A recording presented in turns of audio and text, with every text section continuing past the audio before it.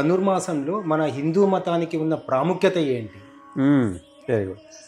హిందూ మతము అంటేనే వైదిక సంప్రదాయాన్ని, వేదం ఏదైతే చెప్పిందో, సనాతన ధర్మం ఏదైతే చెప్పిందో దాన్ని ఆచరించేటువంటి విధానం. ఇంతకుముందు చెప్పాను కదా, కలియుగ ప్రారంభంలో ఈ మొఘలాయుల యొక్క ప్రభావం వల్ల, తర్వాత బౌద్ధుల యొక్క ప్రభావం వల్ల వైదిక సంప్రదాయం నశించిపోయింది. తిరిగి దాన్ని పునరుద్ధరింప చేయడానికి ఆది శంకరాచార్యులు ప్రారంభించారు. వైదిక మతమే సర్వశ్రేష్టమైనటువంటి జీవన విధానము అని. ఆ జీవన విధానం ద్వారానే మనిషి సుఖంగా, సంతోషంగా తాను ఉంటూ తన సమాజంలో ఉన్నటువంటి అందరినీ కూడా ఉంచే ప్రయత్నం చేస్తుంది వైదిక ధర్మం. అది మన హిందువుల యొక్క ప్రధానమైనటువంటి ధర్మం.